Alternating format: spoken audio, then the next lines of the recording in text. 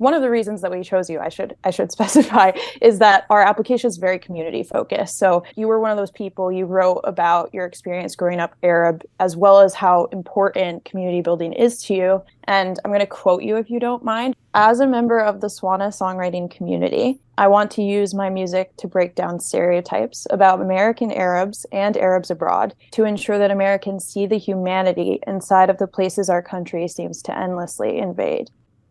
I only started writing about my Arab identity maybe 3, 4 years ago. Part of that was I'm mixed, that's only on my mom's side. So it's only part of it. And I didn't know how much of that mantle I was allowed to take. My grandfather was an Arab man. He was like a dark-skinned Arab man who grew up in Boston. And he was a member of the US military and he fought in World War II. And there's this parallel between his service and the service of one of my cousin's fiance, who was killed in Iraq. What my grandfather was doing, what Frederick was doing, was a noble cause and recognized as such. And then I had, a soon-to-be member of the family killed for no reason, for a war that we shouldn't have been a part of. And yeah. They feel disparate at first, but then you start to realize, like, it is the dehumanization of Arab life abroad. For the folks that don't know, there was this massive port explosion in Beirut. I think it was August of 2021, if I'm remembering correctly.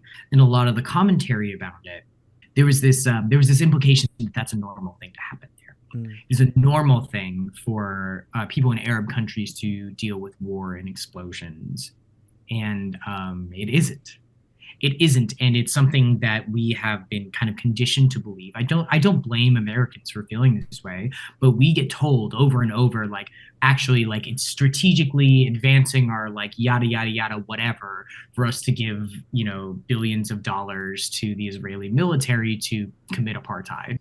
It is part of our psyche, and I think I have a bit of a responsibility as someone who sees both sides of it. I want to bring people into the fold. I want to bring people into understanding that, like, actually, we have so much more in common with the people of Iran or the people of Lebanon who are struggling under US sanctions or who are not getting the aid that would be designated to other countries with different racial makeups. We have so much more in common with them than we do with the Jeff Bezoses of the world. All I hear about from these different countries and stuff is like the geopolitics of it, the way that like the different powers of the world are like manipulating and using the pieces.